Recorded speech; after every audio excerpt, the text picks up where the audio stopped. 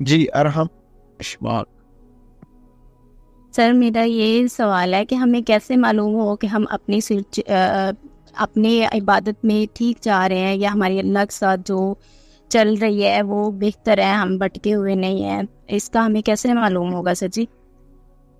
آپ نے جو سوال کیا ہے کہ ہمیں کیسے پتہ چلے کہ ہماری عبادات کا رخ درست ہے, ہم اچھی سے جا رہے ہیں اور معاملات ہمارے بہتر ہیں, تو اس کے لیے نا اللہ سبحانہ تعالیٰ نے قرآن کریم میں بڑا واضح اور خوبصورت طریقے سے ہمیں یہ معاملہ سمجھایا ہے کہ دو طرح کے ولی ہیں, دو طرح کے دوست ہیں. ایک اولیاء طاغوت ہیں یعنی کہ شیطان کے دوست ہیں, اور ایک وہ لوگ ہیں جو کہ اولیاء اللہ ہیں, جو اللہ کے دوست ہیں.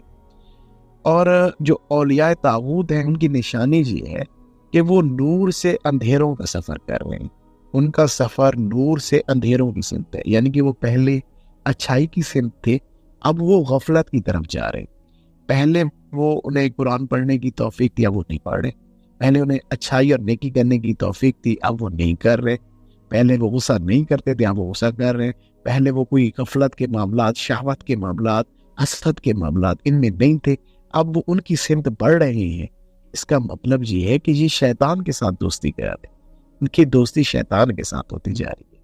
اور اولیاء اللہ, اب اگر آپ کی عبادات بہتر ہوتی جا رہی ہے, آپ جب نماز پڑھتے ہیں تو آپ کی نیت بڑی خالص ہوتی ہے, آپ بڑے احسان انداز, اب آپ کو غفلت نہیں ہوتی, آپ اللہ کی سمت کو قرآن پڑھنے کی توفیق مل رہی ہے, نیکی کرنے کی توفیق مل رہی ہے, آپ کے دل کے اندر عاجزی انکساری پھوٹ رہی ہے, آپ لوگوں کے رویوں کو برداشت کر رہے ہیں, صبر کر رہے ہیں, شکر کر رہے ہیں. اگر یہ معاملات آپ کے بہتری کی سمت جا رہے ہیں, آپ اپنی ذات کو برا سمجھتے جا رہے ہیں, عاجزی انکساری جاتی جا رہی ہے, اس کا مطلب ہے کہ آپ کی عبادات کا رخ درست ہے. لیکن اگر آپ عبادت کر کے بھی تکبر اور ایسے معاملات میں جا رہے ہیں, یا آپ کی ذات کو بڑا بن رہی ہے, یا آپ کے اندر کوئی دوسرے معاملات آ رہے ہیں, حسد کینہ بغض آ رہا ہے, تو مطلب کہیں پر کوئی لیکیج ہے, کوئی آپ کا جو برتن ہے اس میں کہیں نہ کہیں کوئی سوراخ ہے. آپ کے جو معاملات ہیں وہ بہتر نہیں ہیں, ان پہ توجہ دینے کی ضرورت ہے. سمجھ آ گئی آپ کو بات کی؟ تو آپ نے اس پیرامیٹر میں اپنے آپ کو دیکھنا ہوتا ہے. اگر یہ پیرامیٹر ٹھیک ہے پھر آپ بہتر ہیں. سیدنا علی المرتضیٰ شیر خدا رضی اللہ تعالیٰ عنہ کا بھی یہی قول مبارک ہے, من عرف نفسہ فقد عرف ربہ, جس نے اپنی برائیوں کو بہتر طریقے سے پہچانتا گیا جو, تو وہی اللہ کی پہچان کرتا گیا. بس خود کو برا جانتے جائیں, اپنے اندر کی برائیوں کو دیکھتے چلے جائیں, ان پہ غور و تدبر کرتے جائیں, انہیں ٹھیک کرتے جائیں, اللہ پاک ایسا آپ پر.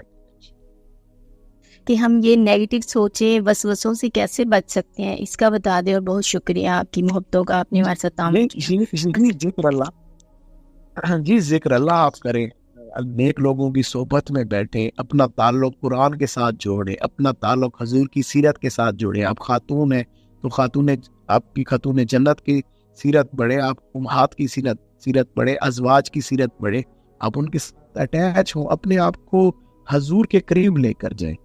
ان کے قریب لے کر جائیں گے, قرآن و حدیث کے قریب آئیں گے, نیک لوگوں کی صحبت میں بیٹھیں گے, تو یہ ساری چیزیں آہستہ آہستہ انشاءاللہ تعالیٰ پھر ختم ہوتی جائیں گی. اور جو وسوسات ہیں, وسوسات کوئی ایسی چیز نہیں ہے کہ وہ بالکل ختم ہو جاتے ہیں. وسوسہ جو ہے وہ تو شیطان کا ایک وار ہے, اور اگر وہ آپ پر زیادہ ہو رہا ہے تو اس مین کہ آپ کے اندر کچھ ہے. یہ تو نہیں ہو سکتا کہ آپ بالکل نیک ہو جائے تو بالکل وسوسات ختم ہو جائے, یا آپ کے اوپر سے وہ چیز اٹھا لی جائے. یہ ممکن نہیں ہے, کیونکہ یہ جب تک آپ زندہ ہیں, اس دنیا میں موجود ہیں, تو آپ کی جو لڑائی ہے وہ طاغوت کے ساتھ جاری رہے گی. شیطان اپنا کام کرے گا, نفس اپنا کام کرے گا, آپ نے اپنا کام کرتا ہے.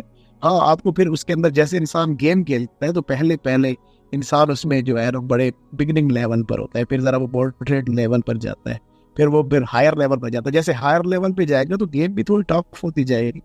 تو جتنا بڑا وسوسہ اتنا بڑا آپ کے ایمان کا لیول بھی ہوتا ہے. ان چیزوں سے نہیں گھبرانا, اگنور کرنا ہے ان چیزوں کو. بڑا سولوشن حل کر دیا, جزاک اللہ. جی.